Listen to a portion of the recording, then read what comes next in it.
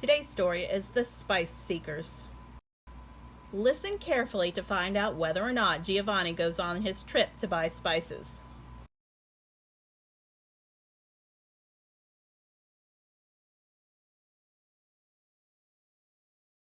Sophia, Sophia, Giovanni called out excitedly. Last night Father told me that he and Uncle Gino are going to take me with them to the Indies.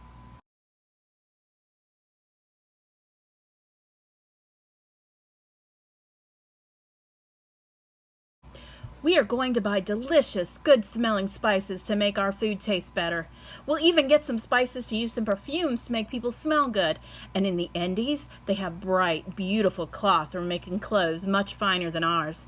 Father says that if we can bring these things home, we can sell them for a lot of money and be rich. We might even find gold there and be even richer.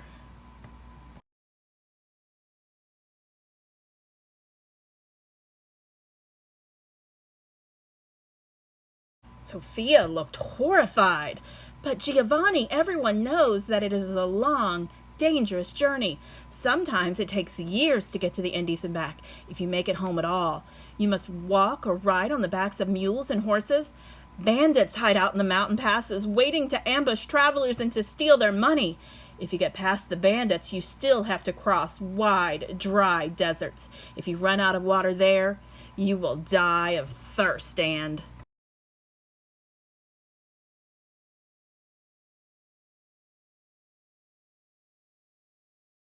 Stop, Sophia, says Giovanni, holding up his hand. Uncle Gino knows people who have made the trip, so don't worry so much.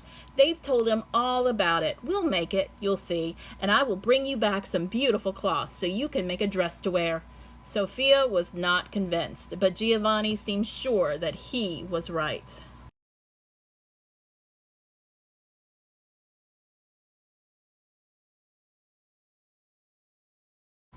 Just a few days later, however, Giovanni sadly told his cousin, "We cannot go after all. In order to get to the Indies, we must pass through the great city of Constantinople.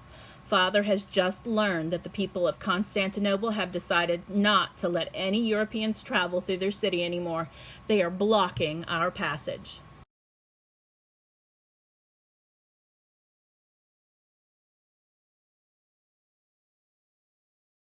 Giovanni continued sadly. The people of Constantinople don't want us to go and get our own gold, spices, and other things. They want to send their own people east to buy these valuable items and then sell them to us for a much higher price. Giovanni was upset, but Sophia was secretly glad that he would not try to make the dangerous journey.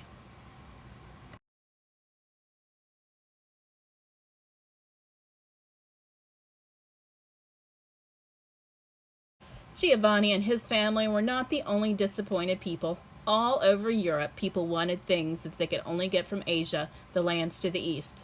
Some of these people were kings and queens. They thought, "We are rich and powerful. We could even be even richer if we could buy Asian spices and sell them for higher prices in other parts of Europe, just as the people of Constantinople want to do with us. But how can we do this? We have people we could send and money enough to pay for their trip, but now the road is closed to them."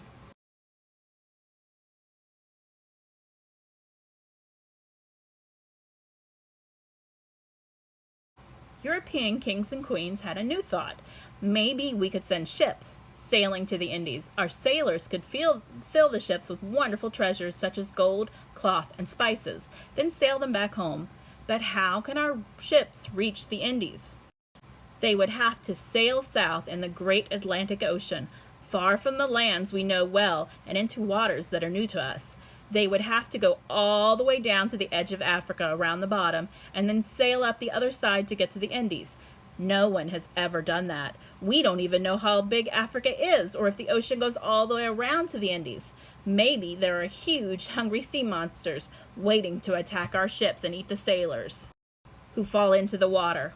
Maybe there are strangers who would not want our sailors to travel near the countries that might try to stop them. Sailing to the Indies may be even harder than going by land. We had better ask the smartest people we know what they think before we decide what to do. So the kings and queens began looking for people who could help them. They needed to find excellent sailors and brave explorers ready for the adventure.